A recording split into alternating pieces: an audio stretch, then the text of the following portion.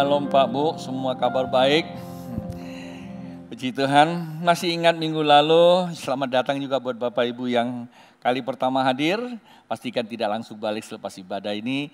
Ya, kami akan bagikan visi misi gereja buat Anda yang tidak sempat hadir, ya buat Anda yang onsite, ya maupun juga yang online. Tuhan pasti memberkati kita manakala kita membuka hati.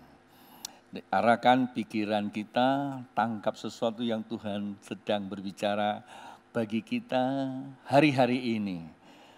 Hanya Tuhan yang bisa menolong kita. Minggu lalu kita membahas di tempat ini adalah hidup ilahi bagi kehidupan. Itu sangat penting sekali. Mengapa Amos menyampaikan itu? Dia katakan, carilah Tuhan, kamu akan hidup. Masih ingat ya, minggu lalu kita membuka kitab Amos pasal 5, ayat yang keempat dan seterusnya. Jadi ini menjadi satu tolak ukur buat Bapak Ibu, buat kita semua membangun kehidupan yang tadi lagu itu dikatakan bahwa pengharapan kita tidak akan sia-sia karena masa depan kita penuh pengharapan. Tidak apa-apa ya. Saya mengaminkan karena saya tahu bahwa itu ada kepastian. Nah itulah sebabnya Amos berbicara seperti itu karena ada persoalan di dalam kehidupan di zaman kerajaan yang pada era itu ya. Baik kehidupannya dan semuanya baik, tetapi ada hal-hal yang tidak baik di dalam atau ditinjau dari kacamatanya Tuhan. Maka firman itu datang ya. Kalau kita mengukur dalam kehidupan kita, ya semua baik-baik saja, ya tidak ada masalah. Tapi harus dilihat dengan kacamata Tuhan atau kacamata kebenaran. Nah itulah sebabnya saya selalu mendorong kita, bagaimana kita bisa membangun kehidupan ini kalau kita tidak memiliki hidup ilahinya. Itu minggu lalu sudah saya sampaikan, walaupun mungkin karena waktu, tetapi firman Tuhan itu cukup membekali kita dan membuka cara kita berpikir bagaimana kita membangun keimanan kita selaras dengan apa yang Tuhan mau. Walaupun saya juga mengerti tidak ada semua yang bisa kalau tidak memiliki sebuah konsentrasi dan keseriusan. Karena harapan itu memang ada, tetapi harapan itu bukanlah hanya duduk lah itu datang. Itu salah ya, harapan itu perlu digali. Ya. Pandangan secara filosofis dan bahkan ini juga menjadi natur ya, para filsuf berkata ini menjadi natur bahwa kalau orang beragama, ini pandangan kalau beragama itu kaitannya dengan apa? Hidup bahagia, mati masuk surga. Bahkan sebagian orang Kristen juga berpandangan seperti itu. Pertanyaannya salah atau tidak, kita tidak langsung menjawab. Karena kita mesti harus berkacamata dari kebenaran firman Tuhan itu. Nah untuk kedua hal tersebut maka para filsuf berpandangan seperti ini. Untuk itu perlu adanya ibadah. Jadi dua hal, agama dan ibadah satu kesatuan tak terpisahkan. Namun pada saat waktu ibadah apa yang menjadi runtutan? Ya kan, apa yang menjadi runtutan? Karena runtutan itu yang menentukan arah kamu kemana. Ada yang berkata bahwa ibadahmu lah yang akan memperlihatkan kehidupan kamu. Betul? Tidak salah. Sehingga kita kejar ibadah. Dan bagi kita khususnya untuk Psalm 21 dalam terminologi yang kita bangun di SMK maupun juga di KG. Saya mencatat bahwa persepsi atau pengertian saya yang saya tahu ibadah itu punya 3 kandungan, 3 elemen.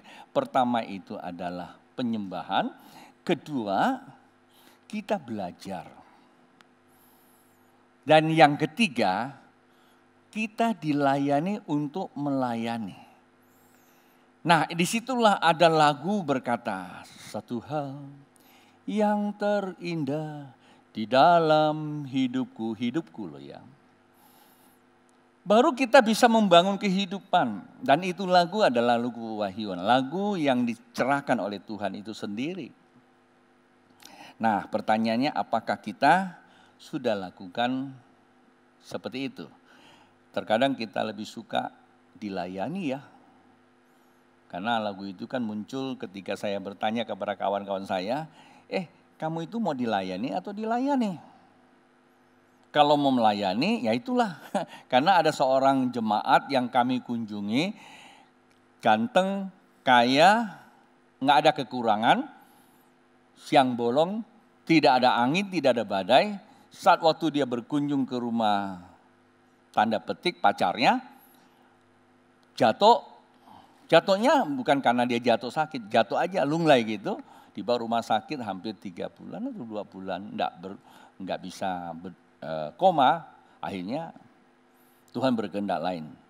Nah, dia terima Yesus saat koma, gitu loh. Sebelumnya enggak. Punya agama enggak? Barangkali punya, kan tadi udah bilang, orang punya pemahaman beragama itu selalu konotasinya 2, hidup bahagia dan mati masuk surga. Anehnya hidupnya nggak pernah bahagia, ya nggak mau mati gitu loh. Kalau udah tahu mati masuk surga tapi nggak mau mati, ya gitu loh. Dengan binatang yang kecil ya takut mati gitu loh kan. Itu semua pakai masker takut mati. Nah, ini harus dipahami, bukan takut mati. Kita pakai masker itu karena kita adalah makhluk yang ada di dalam sebuah komunitas sosial, perlu mengikuti tatanan sosial. Itu namanya kehidupan.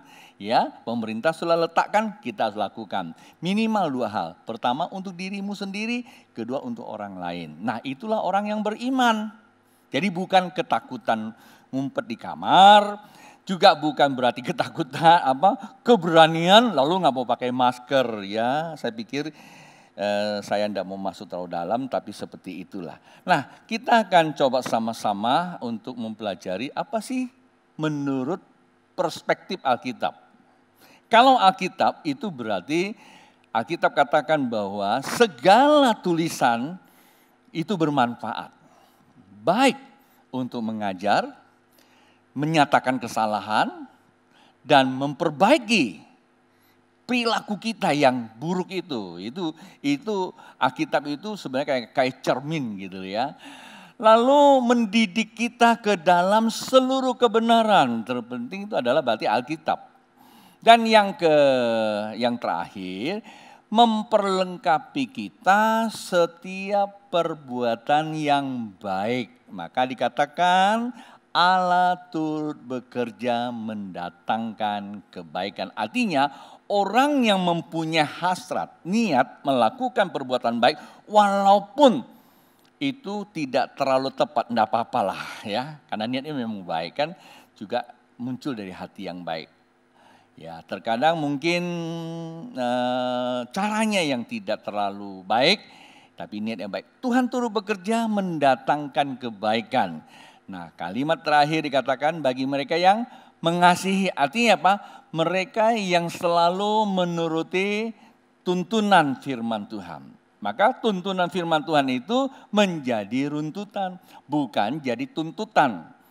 Terkadang kalau bukan pemahaman kita, firman itu menuntut kita berbuat begini, lalu dikenakan label penghukuman. Ini kadang-kadang terlalu ekstrim. Ini ekstrim kiri, ada ekstrim kanan. Tapi ada yang bukan melabelkan firman Tuhan yang menuntut, tetapi justru sebenarnya menuntut firman Tuhan. Berarti tanpa disadari justru menuntut Tuhan. Caranya apa? Bukankah aku sudah beribadah? Bukankah aku sudah bernubuat? Kita berkatakan ya. Bukankah aku sudah beragama? Kenapa hidupku selalu menderita? Ya, buat ini gagal, buat itu gagal. Mana Tuhan yang katakan kasih itu? Nah, ini dia. Jikalau kita punya pertanyaan seperti itu, secara natur yang sudah terbangun oleh pemahaman yang keliru tadi, berdasarkan teori para filsuf, tidak semua filsuf itu negatif ya, maka kita akan berkata, jangan-jangan Allah itu cuman Allah agama. Akibatnya apa? Ya sudah, karena hukum kita harus punya agama, hidup kita biasa-biasa saja. Mau beribadah ya sesuka saya, enggak ya enggak apa-apa. Siapa gembalanya sesuka saya, yang nggak suka saya cari lagi. Ya seperti itu. Dan itu dalam pengertian saya dari Alkitab yang saya pahami, itu namanya ada kerusakan mental yang ada pada masanya Amos. Kenapa? Karena pemahaman kebenaran yang keliru, maka yang terjadi adalah kerusakan mental, ya. Pemahaman firman Tuhan yang keliru, tidak memiliki keilahian, berarti keimanan, maka yang rusak itu mental. Logika cara berpikirnya itu selalu bergantung atau berpada pada ego. Apa yang dia tahu, apa yang dia suka, itu aja sudah. Apalagi kalau dia punya kapital, punya kekuatan, baik itu jabatan, baik finansial, wah dia akan berdiri lebih tinggi. Lu jangan banyak ngomong, gua nggak nyumbang lu nanti gereja lu. Nah ini masalah lagi. Dan ketiga, kalau ada hamba Tuhan yang memang takut, ya dia nggak berani ngomong. Ya yang penting buat yang suka-suka aja lah, yang penting rame, kira-kira gitu. Nah Pak Bu, kita akan baca beberapa ayat. Apa kata Alkitab yang ditulis oleh penulis kitab Ibrani? Sebenarnya topik ini panjang Pak Bu. Kalau kita share itu, saya catat aja hampir ada 50 ayat. Saya pelajari ini, tapi saya mesti khotbah dalam tempo sesingkat-singkatnya. Ya. Jadi saya akan coba merangkum, Bapak Ibu perhatikan baik-baik supaya bisa mengerti. Ibrani pasal 8 ayat pertama, seringkali saya memakai ayat yang ke-10 ya. Tetapi itu kan memang runtutannya. Saya akan buka dari ayat pertamanya dulu. Ibrani pasal 8 ayat pertama berkata, inti segala yang kita bicarakan itu ialah kita mempunyai imam besar yang demikian. Yang duduk di sebelah kanan tahta yang maha besar di surga. Imam besar kita di surga ya. Jangan banyak pikir kemana-mana dulu. Karena hari-hari ini kita terlalu banyak dengar kata imam besar. Dan yang melayani ibadah di tempat kudus. Kasih garis bawah, bukan tempat kudis. Yaitu di dalam kemah sejati. Bukan kemah jadi-jadian. Ini langsung saya komenin aja. Yang didirikan oleh Tuhan. Dan bukan oleh manusia. Sama-sama katakan apa? Amin. Pak Bu, ketika kita teropong 2 ayat ini, seharusnya kita bersependapat loh dengan para filsuf itu juga. Ya kan? Harus bersependapat. Kenapa?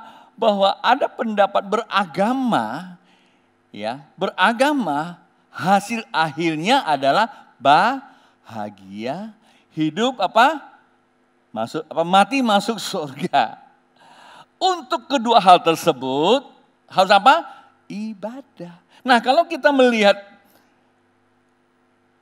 kontennya dari 2 ayat ini, ketemu tuh semua itu.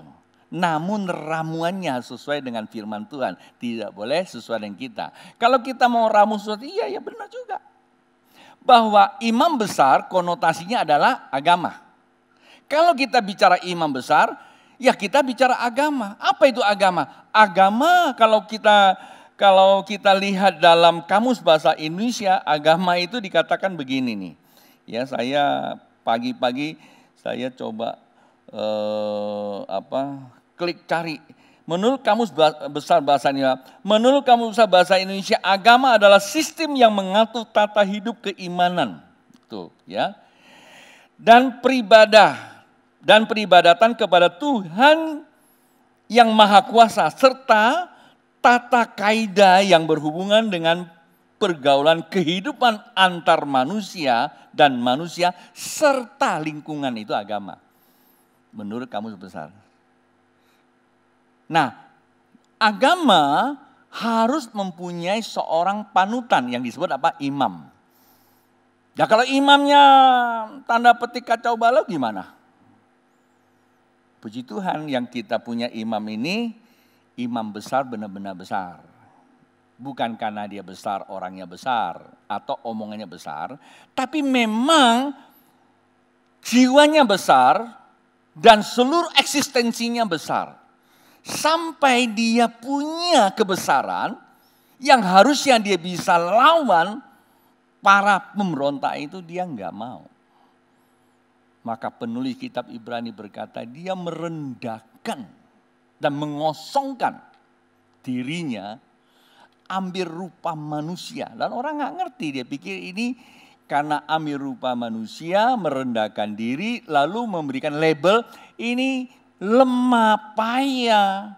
Maka bisa mati di atas kayu salib. Dia nggak tahu bahwa itu semua ya sudah terencana oleh si jahat, tetapi Tuhan tahu, bukan Tuhan tidak tahu, ya, bahwa apapun yang dilakukan si jahat itu, pada akhirnya dan ujung-ujungnya nama Tuhan yang dipermuliakan. Paham Pak Bu? Nah itulah sebabnya imam kita itu. Sudah selesai itu ya, itu hubungan dengan agama. Nah saya lihat kembali ya Alkitab kita setelah kita baca dari 2 ayat itu. Yang pertama kita mempunyai imam besar. Yang kedua melayani ibadah di tempat kudus. Di mana tempat kudus itu? Gedung? Salah enggak? Enggak salah Pak Bud. Saya dari beberapa waktu yang lalu saya katakan kita punya gedung yang mewah, gedung yang dingin, gedung yang ramai, enggak salah. Itu simbolitas. Ya, itu namanya simbolistik. Sebuah kongresi yang menghadirkan jumlah orang banyak, tetapi jumlah banyak belum tentu orang itu adalah jemaat Allah kan? Kalau jemaat Allah pasti berkongsi. Kalau bahasa Malaysia itu berkongsi. Karena kata jemaat itu namanya apa? Perkongsian. Atau bahasa lebih kerennya itu namanya apa? Konspirasi. Ya, konspirasi. Itu ya jemaat. Orang-orang yang jumlah banyak dengan pikiran yang banyak. Tetapi masuk kepada sebuah pikiran yang disebut pikiran Allah. Kata pikiran Allah itulah kerajaan Allah. Kerajaan Allah itu hubungannya dengan apa? Kebenaran yang bersifat energi dan terjadilah namanya material. Kata kerajaan Allah. Kata kerajaan Allah itu ada hubungan. Kerajaan Allah itu kebenaran. Jangan bilang oh kerajaan itu roh. Ya semua roh. Ya kita hubung sama siapa? Kerajaan Allah itu kebenaran dan kebenaran yang memang ada rohnya. Kalau kita bicara kebenaran selalu dua sisi. Ya, ada keilahian dan ada spiritualnya. Kata keilahian itu selalu mengacu kepada energi. Energi yang telah dikuduskan, semua yang ada. Jangan nanti kita ke gereja benda-benda, wah kudus banget, AC-nya kudus, mic-nya kudus, semua kudus. Buktinya tadi saya masih semprot. Kita tidak bisa melabelisasi bahwa yang ada di gereja itu kudus, yang di luar itu kudus. Tidak. Semua benda asal muasalnya itu adalah kudus harusnya. Namanya energi ilahi. Kan Alkitab katakan di dalam Yohanes pasal yang pertama. Betul tidak? Segala sesuatu itu dijadikan oleh siapa? Oleh Allah. Walaupun jemaat yang nyumbang beli. It's okay, nggak apa-apa. Jangan coba-coba kita mempunyai sebuah pandang, kok saya yang beli, saya punya banyak. Ketika kita berpikir seperti itu, namanya mencuri kemuliaan. Ada konsekuensinya enggak? Maka ada istilah konsekuensi logis. Artinya apa? Apa yang kamu pikirkan, itu ada konsekuensinya. Baik sekarang mau akan datang. Nah ini kadang-kadang kita tidak memahami secara konsisten. Akibatnya kita terlalu, ya udahlah yang penting punya agama datang ke gereja. Akibatnya kita tidak bisa menjadi cermin bagi Tuhan. Untuk menjadi berkat bagi banyak orang. Oke ya. Nah kudus itu. Dan yang ketiga ini dikatakan di dalam tulisan itu saya coba buka ya. Yaitu di dalam kemah sejati. Nah kemah sejati itu yang didirikan oleh Tuhan dan bukan oleh manusia. Artinya kemah dalam maksud ilahi Allah sudah sering kita bicarakan. Allah tidak bicara tentang kemah yang dijadikan oleh manusia pada zamannya Musa, kemudian zamannya Daud, kemudian Salomo, kemudian Herodes membangun kembali. Dan sekarang isunya orang Israel sedang menantikan namanya yang ketiga. Memang Alkitab katakan seperti itu, tetapi pemaknanya yang kadangkala mungkin masing-masing punya pandangan. Ada pandangan Allah, ada pandangan manusia. Tapi pandangan kita apa? Pandangan kita kata Alkitab. Tuhan tidak berkenan kepada bangunan itu. Maka akan kurubuhkan 3 hari. Kan begitu bunyinya. Yang dimaksudkan apa? Yang dimaksudkannya itu pernah dikutip oleh Yakobus. Dia adalah seorang gembala sebenarnya. Yakobus pernah mencatat di dalam Kisah Para Rasul, konsili gereja pertama di Yerusalem. Kisah Para Rasul pasal yang 15, saya bacakan nih, ada 2 ayat nih Pak Bu. Dia katakan, kemudian aku akan kembali dan membangunkan kembali pondok Daud yang telah roboh. Dan sebenarnya ini kan mengutip kitab Amos yang kita baca kemarin. Dan reruntuhannya akan kubangun kembali dan akan kuteguhkan. Supaya apa? Supaya semua orang lain mencari Tuhan. Kata mencari Tuhan itu pertama kita baca kemarin itu kan apa? Amos katakan kepada bangsa Israel di masa itu. Tetapi ini dipakai kembali oleh Yakobus mengutip kitab Amos juga. Bagaimana mencari Tuhan? Kalau dulu kan kita baca di Amos pasal 5 ayat 4 kan tidak disebutkan di mana cari Tuhan kan? Akibatnya kita cari kemana? Kemana-mana, ya kan? Tak gendong kemana-mana itu ya. Cari Tuhan kemana-mana. Pak Bu, saya tidak mengatakan itu salah, tapi saya hanya berkata, ini pola pikir saya, itu sangat bermasalah. Kenapa kamu mencari Tuhan? Karena kamu tidak kenal Tuhan. Ya kan? Ini cerita nih ya. Saya pernah balik dari satu daerah bersama dengan seorang staf saya, naik oplet. Lalu dia bawa gitar, bukan bawa gitar, mereka lagi nyanyi-nyanyi lagu rohani. Lah staf saya ini tanya mau kemana? Mau ikut KKR. KKR di mana? KKR yang diselenggarakan oleh pendeta Markus Hidayat. Wah, teman saya ini nanya lagi, udah kenal Pak Markus belum? Sering lihat sih. Masya Allah, orangnya ada di depan sini. Dia tahu Sungai Yordan itu adalah pendeta Markus Hidayat. Dan seringkali bikin KKR kan, dulu kita sering bikin KKR kan. Nah sekarang dia mau datang ke sana, dia bilang dia tahu tapi orangnya ada di sini. Nah, saya bilang kenapa kamu cepat banget ngomong saya ada di sini. Mestinya kamu diamin aja dia ngomong apa nih gombalnya gitu loh. Ya teman saya ini bilang itu Pak Tony dia bilang. Oh ini Pak Pendeta. Emang kenapa? Nah seperti ini ya. Apa yang dikatakan kitab, banyak orang tahu Tuhan tapi tidak kenal Tuhan itu. Padahal Tuhan itu sudah ada di dalam hidupnya. Begitu mati di atas kayu salib, pertukaran terjadi, kamu percaya, selesai itu Pak barang itu. Dan bukan akan datang, terlalu lama. Kita tunggu akan datang berarti kita belum. Nah persoalannya kalau kita tunggu akan datang sekarang belum. Coba kita bayangkan apa akibatnya. Ketika kita nunggu seseorang akan datang, berarti kan belum datang. Banyak kemungkinan bisa terjadi. Bisa omongan kasar, ini orang bilang mau datang, kurang konsisten, bisa. Atau bilang, aduh gua capek tunggu sini, ini kerjaan yang paling gua gak sungguh. Ya saya ngapain suka. Semua pikiran apa? Pikiran negatif. Bagus untuk sekarang ini dalam masa pandemi harus pikirannya negatif. Kalau positif pasti diisolasi. Ini guyonan aja ya. Nah Pak Bu, jadi Alkitab katakan bahwa kemah yang dibangun oleh Tuhan itu akan menarik orang banyak datang. Ini berbicara apa? Berbicara perkongsian kita bisa jadi berkat buat orang banyak. Pertanyaannya sudah atau belum? Jangankan jadi berkat buat orang lain. Buat diri sendiri aja kita ngalami kesulitan.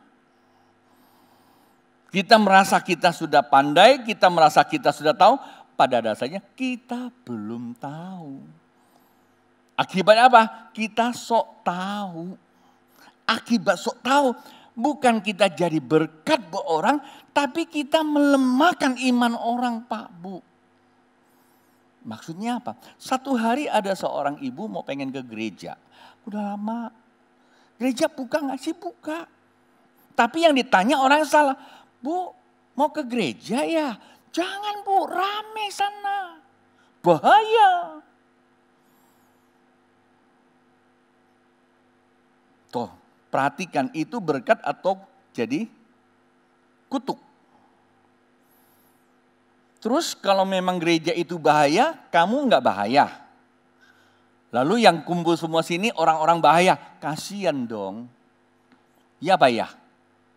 Coba Pak Bu duduk sini dicap orang bahaya karena ke gereja. Sementara dia di rumah dia anggap nggak bahaya. Kira-kira Bapak Ibu orang seperti itu bisa dilabelkan apa? Jawab sendiri. Nah kadang-kadang kita nggak jadi berkat. Kalau memang kamu tidak siap untuk on-site, nggak apa-apa. Tuhan tidak hanya hadir di sini kok. Cuman mari pemahaman kita yang harus konstruktif. Ngerti ya kata konstruktif, terbangun. Bisa menjadi bangunan buat orang lain. Itu baru namanya KKR, kebangunan rohani. Kita teriak KKR, KKR. Tapi pola pikir kita ini destruktif. Apa? Kacau balau. Sobutu bohu. Ini pikiran kita sehingga ada orang yang ingin berbuat baik kita hambat. Ini cerita lagi nih, bukan lagi curhat tapi ini pasti ingat gitu. Ada satu jemaat binaan saya ya. Binaan itu di luar kota. Mereka kadangkala suka berikan persembahan tapi bukan perpuluhan. Persembahan mereka saya konotasikan itu adalah persembahan pembapaan. Ketika gedung mau bangun, dia kirim persembahan juga. Nah kali itu dia nggak sempat hadir, ada salah satu saudaranya hadir, dia titipkan uangnya, tolong ya kasihkan ke Pak Tony. Karena memang ini sudah sebuah jalinan. Ketika dia mau kasih persembahan perpuluhan, ya saya bilang sorry karena Anda tidak digembalakan di sini. Dulu memang betul di Jakarta. Tapi karena sudah tidak, ya berarti kalau kamu memang masih punya kerinduan memberkati, saya bilang itu adalah pembapaan. Tapi tetap kembalikan perpuluhan kamu di gereja kamu berada. Itu dilakukan. Nggak ada masalah kok. Karena itu kan kerelaan, tidak tuntutan. Nah sampai di Pontianak uang yang dibawa dia ketemu seorang saudaranya. Dia cerita saya dititipkan uang mau kasih persembahan ke gereja. Saudara bilang, lo ngapain lagi kasih dia? Itu udah kaya banget itu. Gedungnya udah mewah, pendetanya pakai mobil mewah. Lo masih begini mau kasih dia duit. Lebih baik lo kasih yang lain aja. Kasih orang daerah atau di kampung dan sebagainya. Ada aja yang ditafsirkannya. Lalu, bukan orang lain, malah suaminya, sorry ya. Suaminya, dia bawa pulang uangnya. Dibawa pulang, dia bilang nggak usah kasih, kata orang Pontianak itu gereja udah kaya. Karena ini punya pemahamannya beda, dia bilang saya tidak ada urusan sama dia mau kaya atau dia mau miskin. Urusannya adalah tanggung jawab saya sebagai orang yang dibina, saya mesti kasih. Kembalikan, wah jadi masalah. Apa mesti terbang sini? Nggak cukup lagi, dia pulang pergi uang yang dibawa segitu. Dia telepon Gideon, tolong dong rekening gereja berapa? Rekening Pak Tony berapa? Ditransfer. Nah sekali waktu saya datang ke Jakarta, dia cerita tentang hal itu. Saya senyum-senyum aja, saya mau komen apa. Akhirnya saya bilang, maka itu segala sesuatu harus berdasarkan dengan hati yang dicerahkan oleh kebenaran. Kalau kamu dengar sana dengan sini, ada kadang-kalanya baik, ada kadang-kalanya nggak benar juga. Boleh nggak sih dengar? Boleh. Tapi kan kita mempunyai rasio. Itulah kata Alkitab. Waktu saya kadang-kadang jalannya cepat banget. Saya mesti kunci nih ya dengan kesimpulannya Pak Bu. Maksudnya apa? Ya ini ada 3 hal. Tadi kan 3 hal ya. Pertama apa? Hidup. Yang kedua apa? Mati masuk surga. Ini yang mesti. Kalau bicara tentang ibadah sudah selesai kan? Ibadah itu Tuhan jadi imam sudah ada di tempat kudus. Kata tempat kudus yang dimasukkan sini adalah bicara tentang keilahian, kebenaran Allah. Kalau kita bicara kebenaran Allah, berarti surga ada di mana? Halo, ada di mana? Bukankah Bapak berkata begini, Yesus pernah mengajarkan kepada kita, kalau engkau mau berdoa katakanlah, Bapa di surga, datanglah kerajaanmu, Jadilah kehendakmu di bumi seperti di sorga. Selesai. Bawahnya Anda semua tahu kan? Karena itu kan doa wajib itu. Saya tidak tahu dilakukan nggak di sini. Saya belajar doa Bapak kami sama Om Yos 3 bulan bersama Jeffrey Rahmat itu. Masih ingat itu saya. 3 bulan belajar ini aja. Oke, selesai itu. Nah, bukankah Alkitab berkata Injil pertama yang disampaikan oleh siapa? Tuhan Yesus ditulis oleh kitab Markus. Bertobatlah. Sebab apa? Kerajaan Allah sudah dekat. Pertanyaan saya, sudah datang belum kerajaan Allah? Sudah belum? Sudah dong. 1 Korintus pasal 15 ayat yang keberapa itu? 1 Korintus pasal yang ke-15 itu dikatakan di dalam 55, 56, 57 dikatakan di mana sengatmu? Kemenangan sudah diberikan kepada umat Allah. Berarti kerajaan Allah sudah datang. Kerajaan Allah di mana? Pak Bu, kadang-kadang kita telah diberikan pemahaman yang agak keliru. Seakan-akan kerajaan Allah itu masih jauh kan. Memang ada sih ayat yang mengatakan bertobatlah kerajaan Allah sudah dekat. Terus ada carilah kerajaan Allah. Karena dua ayat itu ditulis 2000 tahun yang lalu. Terus hari ini kita datanglah kerajaanmu, jadilah kehendakmu. Salah enggak salah. Tapi jangan lupa manusia kan terdiri roh, jiwa dan tubuh. Mungkin roh kamu bisa memahami. Tubuh kamu bereaksi sesuai perkataan kamu. Tapi jiwa kamu itu loh. Jiwa kamu itu punya pemahaman datang ya berarti belum datang. Nah itu yang dikatakan apa? Konsekuensi logis. Akibatnya kamu cara logika berpikir kerajaan itu belum datang. Sorga belum ada. Maka layaklah saya hidupnya masih menderita. Kan gak cukup makanannya kan? Kalau mau dikasih sesuatu takut kurang. Coba perhatikan. Artinya belum tinggal dalam kerajaan Allah. Yang ketiga apa? Nggak bisa mengampuni. Merasa belum diampuni. Yang berikutnya apa? Masih seringkali berkata, Tuhan kenapa bawa saya ke dalam pencobaan? Pada Alkitab katakan tidak bawa dalam pencobaan. Terus minta pelepasan, cari pendeta-pendeta yang aliansi pelepasan terus kemana-mana. Pada Alkitab katakan lepaskan aku dari yang jahat. Kerajaan Allah selesai. Nah apa itu kerajaan Allah? Kerajaan Allah itu bukan bicara roh saja. Memang kerajaan Allah itu bicara kebenaran. Di dalam kebenaran ada energi ilahi. Sebuah energi yang sudah termaterialkannya. Bisa dilihat kerajaan Allah. Contohnya Anda duduk sini. Ini hasil kehadiran kerajaan Allah. Berarti ada rajanya. Terus di mana membuktikan kita kerajaan Allah? Satu contoh Pak Bu, bahwa kita hidup di kekinian, kita sudah hidup dalam kerajaan Allah. Terus siapa rajanya? Yesus. Dia sudah kalahkan iblis. Di mana sengatnya? Dikatakan gitu kan? Dia sudah menang. Siapa rajanya? Dia adalah Mesias. Maka Alkitab katakan, Mesias akan datang.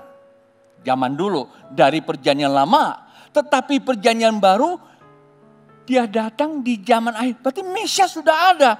Kata Mesias itu siapa? Raja. Maka kita panggil dia Tuhan karena dia Mesias. Ketika kehadiran dia menembus kita di atas kayu salib, menjadikan kita apa? Warga kerajaan Allah. Kenapa? Karena kita dilahirkan sebagai anak. Nah, kita pakai bapak. Ngerti ya Pak? Betul nggak? Ngerti kan?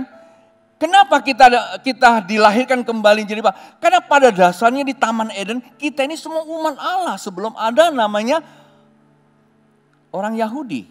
Umat Allah. Allah ciptakan manusia di Taman Eden. Maka status kita adalah umat manusia ya kepunyaan Allah. Allah berdaulat, Allah yang akan bertanggung jawab seluruh kehidupan kita. Bukan Allah tidak tahu. Allah tahu maka dia mengasihi kita, maka ada kasih karunia. Tapi kasih karunia kan tidak serta-merta ada sikap kepercayaan kita. Jadi kesimpulannya kerajaan Allah itu mana? Kerajaan Allah sekarang. Siapa rajanya? Yesus Kristus Tuhan. Saya berikan ilustrasi nih supaya saya khotbahnya landingnya tuh Anda bisa terima.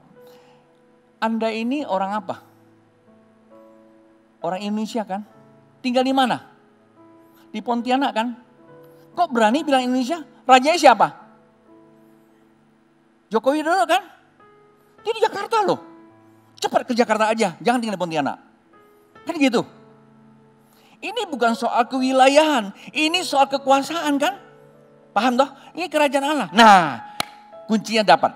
Kalau kerajaan Allah sudah datang, lalu apa yang terjadi? Di bumi seperti di surga. Surga di mana?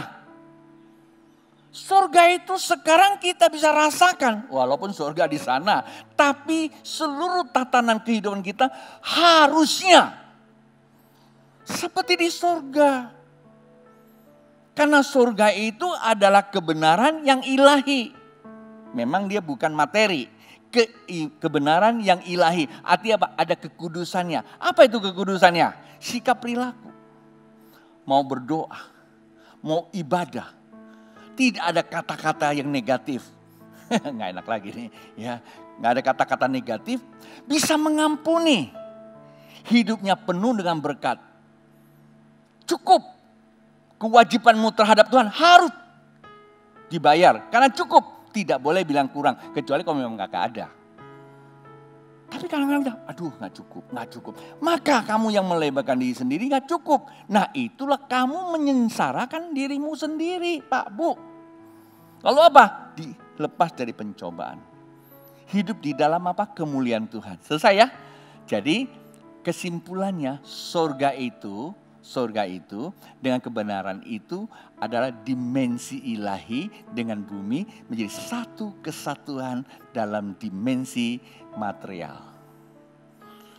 Ketemunya di mana? Sederhana loh Pak Bu. Titik poinnya cuma satu. I believe. Percaya. Itu iman. Apa itu iman? Bukan sekedar percaya Pak Bu. Percaya dan taat itu iman. Ketika Bapak Ibu percaya hidup dalam kerajaan Allah. Hidupnya di dalam berkat surga. Taat melakukan. Taat ibadah. Sebab imam kita menyelenggarakan ibadah. Dia gak perlu demo Pak Bu. Langsung mati di atas kayu salib. Dia gak mempertahankan dirinya pakai macam-macam malaikat yang enggak. Langsung dia mati di atas kayu salib. Dia membuat ibadah yang sejati. Dan kita langsung bisa menyembah kepada Bapa. Karena kita anak. Panggil dia Bapa. Bukan karena apa? Perkataan. Bukan air mata. Tapi apanya? Hidup yang menyembah. Lagu itu. Mari kita boleh bangkit berdiri sebelum kita tutup. Saya memang harus selesaikan ini supaya landingnya Anda bisa dapat sesuatu.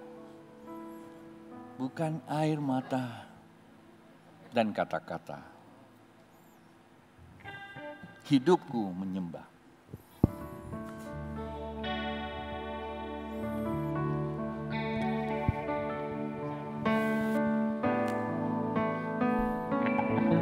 Seluruh keberadaanku di hadapan-Mu Bapa, ku mau berkata cinta dan ku sayang Bapa.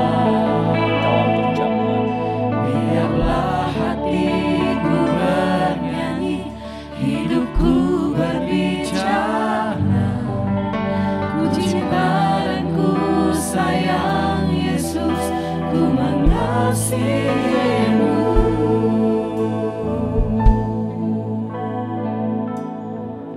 Seluruh keberadaanku di hadapan-Mu Bapa, ku mau berkata, ku cinta dan ku sayang Bapa. Biarlah hatiku bernyanyi, hidupku berbicara,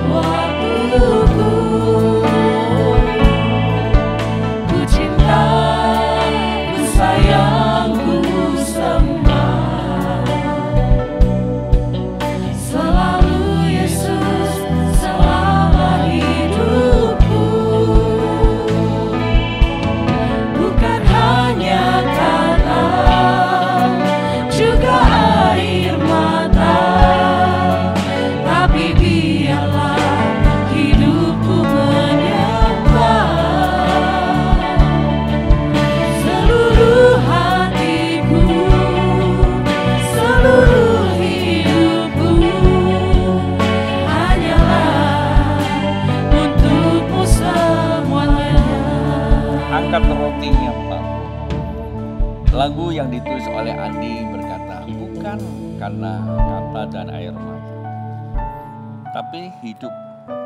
Kata hidup itu apa? Alkitab berkata, hidup oleh iman. Orang benar hidup oleh iman. Orang tidak bisa lihat kebenaran kita tanpa kita hidup oleh iman. Iman bukanlah sebuah pengakuan, iman bukan satu perkataan. Iman adalah dibuktikan kamu percaya dan lakukan. Jikalau engkau dengar firman Tuhan, engkau percaya, engkau melakukannya, engkau menerima pertukaran salib. Engkau hidup di dalam kehidupan yang baru sebagai anak Allah, punya Bapa di surga. Kemah yang dibangun oleh Allah adalah kehidupan alam semesta ini. Jagat raya ini. Tuhan berkata, apa yang kamu ingin buat untuk aku? Tahtaku di sorga, bumi adalah pijakanku.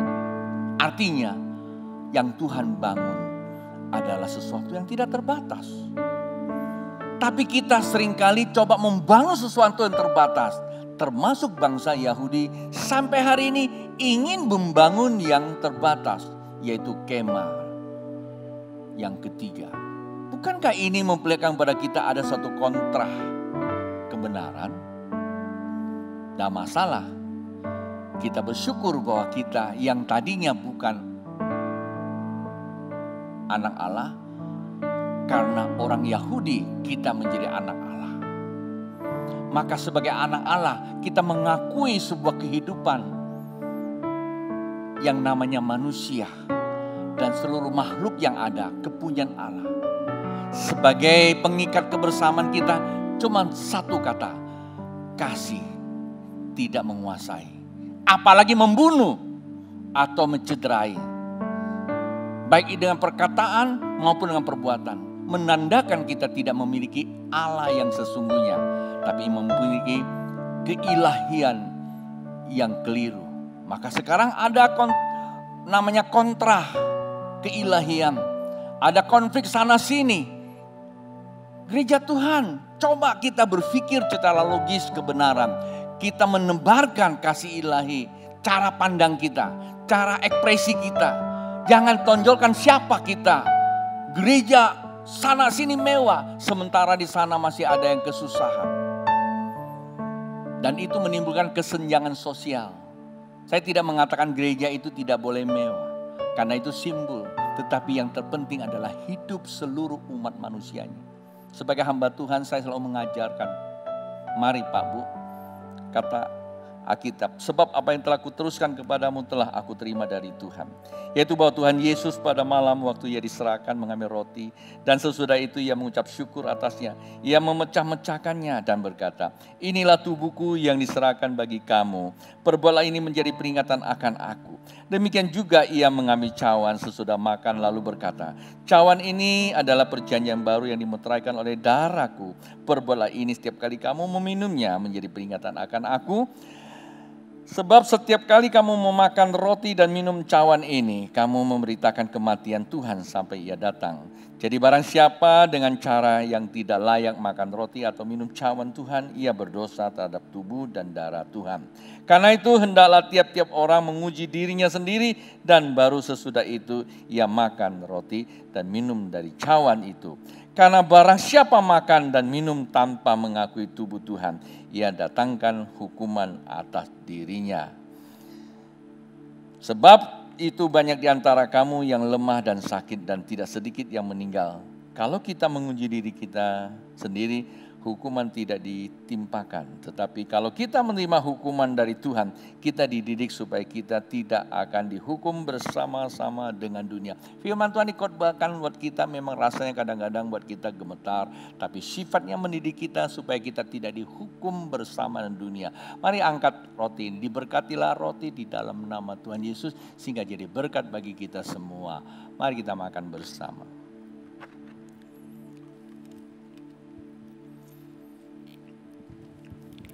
Sambil membuka cawan yang berisikan anggur. Diberkatilah cawan yang berisikan anggur sebagaimana Tuhan berkata, inilah darahku, darah pengampunan bagi setiap orang yang percaya. Mari kita minum bersama. Pak Bu, naikkan syukur dari hati yang dalam. Bilang sama Tuhan, Tuhan terima kasih kematian-Mu di atas kayu salib bukanlah kematian kecelakaan, tapi kematian-Mu adalah buat saya hidup. Mati Tuhan adalah hidupnya kami. Sehingga kebangkitan Tuhan adalah kehidupan kami. Hidup ilahi, maka kehidupan kami adalah kehidupan yang diberkati. Tuhan memberkati.